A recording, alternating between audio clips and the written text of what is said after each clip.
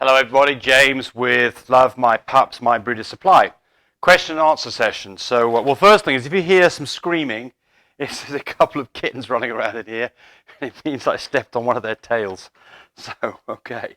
Alright, so Ellie Kovos asks, what am I going to breed this dog to? Here's her girl. Her girl is a blue, little d, one copy of cocoa or untestable chocolate, one copy of cream, carries one copy of mask, carries one copy of brindle, and does not carry, does not carry pied. She's asking what should she breed to. So the answer is there's lots of choices here. So, you can get blue dogs out of this, you can get chocolate dogs out of this, you can get cream dogs out of this.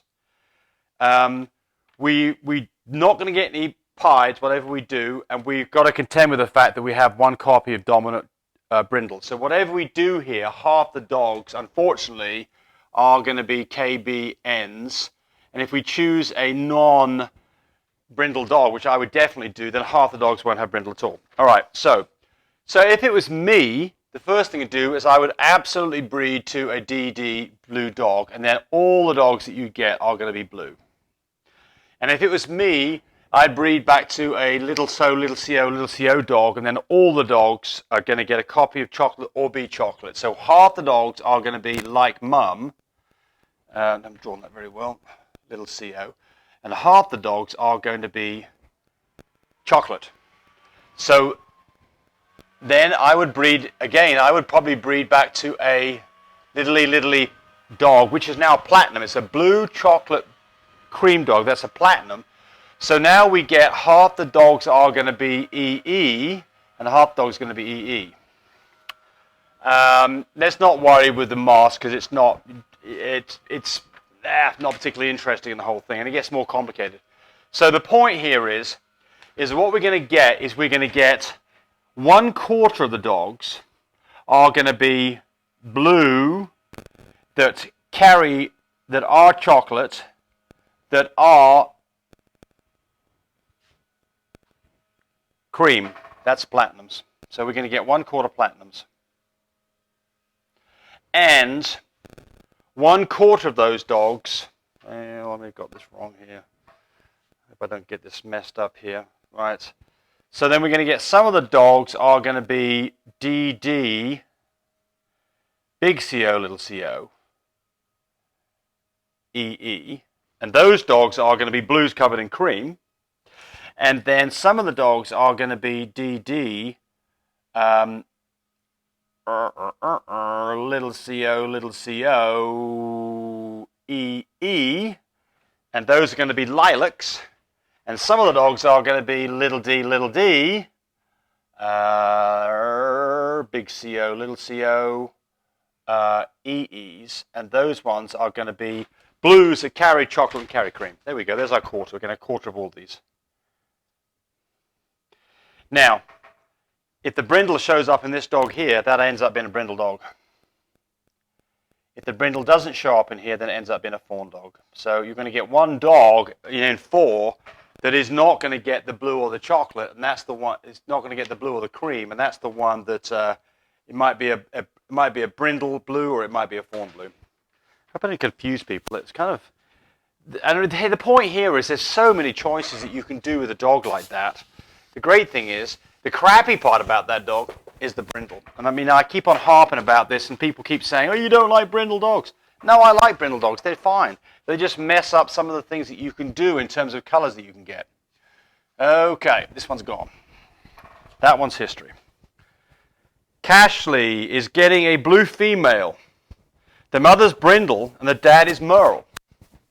Will she carry brindle?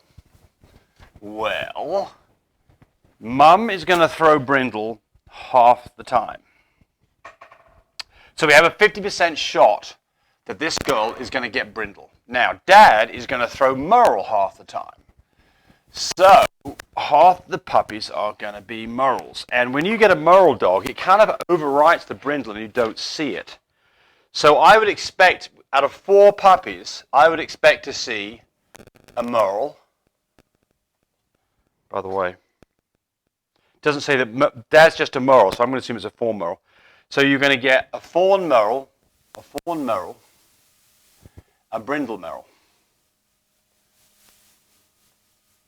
and a fawn, and a brindle, and a brindle.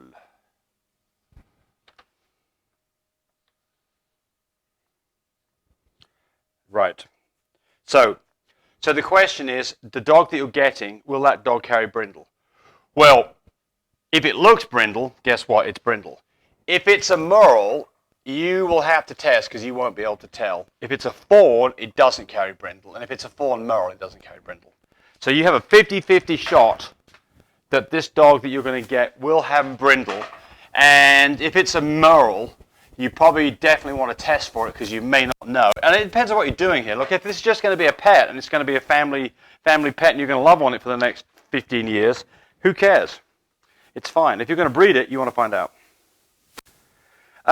Tom and Jenny French are thinking about getting into Frenchies. They've got the right name for it. I'll give them that. They've been breeding other dogs. But they ask, do you always have C-section Frenchies? We do. Well, I say that. We had a litter a while back where we kind of got caught with our pants down, and we didn't. We had it naturally, and it worked out okay. But it was a small daddy, and so we were good on that. But the answer is yeah, I would recommend that you plan on having C-sections every time. You're just taking too much of a chance otherwise.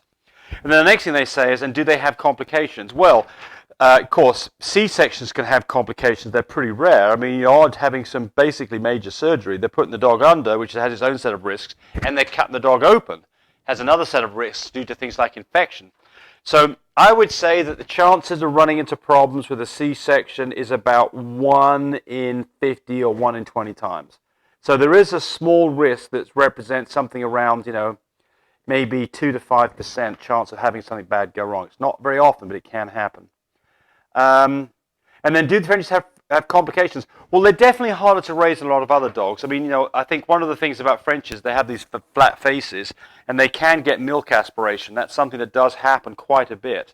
And I'm going to do a whole video on that. When you have milk aspiration, it's because milk gets into the lungs, and those dogs can then develop pneumonia, and those dogs can then die over it.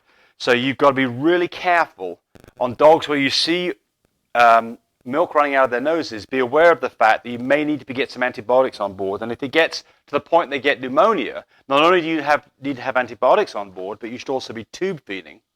And the reason you should be tube feeding is because when the tube goes all the way down to their stomach, the epiglottis, maybe it is the epiglottis, the flap here stops milk coming, actually it's here above your stomach, stops stomach contents coming back up, and so they can't get stomach contents getting into the wrong line and getting into their lungs and getting aspiration pneumonia. So I had a vet the other day who told a customer that they should not be tube feeding with a dog with pneumonia. I think they're completely wrong. You should absolutely be tube feeding. But the point here is, yes, they are more fragile. Frenchie puppies for the first 10 days of their life definitely are more fragile than some other breeds, and you've got to pay attention to things. So got to be prepared for the fact that you need to know what you're doing, learn ahead of time, so you can be aware of things like aspiration pneumonia.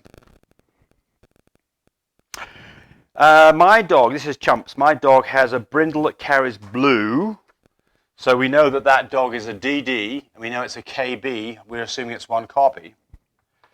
And she's going to put that with a fawn that carries cream, so the fawn is going to be AT. We don't know what this dog is. And we know that it's fawn, so we know it doesn't carry brindle. And she doesn't say it's blue, so we know it's DD. So the question is, what do we get? Well, the answer is, and we're going to assume this dog here is AY, because it doesn't tell us anything else. So the question is, what do you get? Well, half the dogs are going to be KBN, and half the dogs aren't going to be brindle at all. Half the dogs are going to be DD, one copy of blue, and half the dogs will not have any blue at all. And all the dogs will be AYAT. Oh, no, sorry. I messed that up. She doesn't say this dog's got 10 points. No. It's AYAY. We're not told this dog has 10 points. So, every dog is AYAY. So there's the answer to the question. no tan points. You cannot get tan points out of this breeding. You can't put a non-tan-pointed dog or dog that doesn't carry tan points to another dog that doesn't carry tan points at all. You're not going to get any tan points. Furthermore, you're not going to get any blues. You're going to get blue carriers at best. And then half of them are going to be brindle and half of them are going to be fawn. So that's what you're going to get. You're going to get a litter of half brindles and half fawns. That's what you're going to get, of which some of those dogs will be blue carriers and some won't. So there's your answer to that.